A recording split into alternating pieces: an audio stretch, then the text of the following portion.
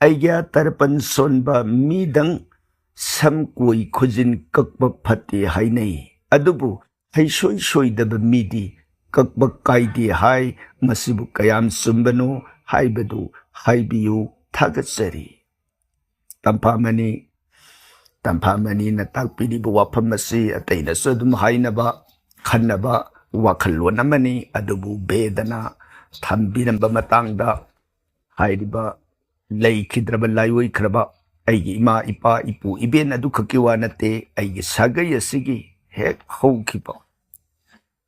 ahalaman khwai punamak nupi waisanu nipa waisanu makoi punamak adugi ikai kumnaba utpai batai akoina mi ama leitaba matamda yumdugi akoina magidama sanga sadaba nirames saba aduga matamduda morning period haidana awana phongdoktana lurukna na leijaba adugumna handaki tarpon gi matam langban thagi krishna paksa gi matam masida Sam-Khujin koi kakprana maduda nirames sadana yamna lurukna na bhakti da Layoy krabay pai po sing adugi damak ay na ikay kum na bu utsari makoy gi manggon gi damak ay na tawbimal kang bu utsari hayba adugumba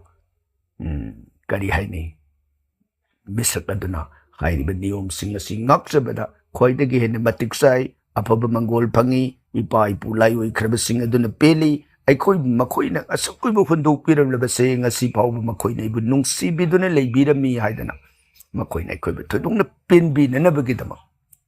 Hairiba Samkalpa Warrior Asibo Koina Lobada Matik Sai Galerba Gani Emigi Sapsaba Ningtizab Wakalola Dubu Bedana Asumuina Satpada Pai Hain Tambiramba Matanga Dubu Ekoina Tamjakibani Adubu Egi Wakalon Haibatai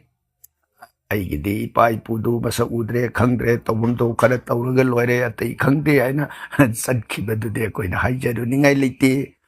Taseng na Isor Gi Maramda Amadi Laiwi Krabi Pai Pusing Adugi Maramda Nung Sibi Batazabadu Leragadi Masingak na Satsaba Pai Haina Beda na Tambiramba Wapam Adu Kakdabu Ekoina Pogdam Zakibani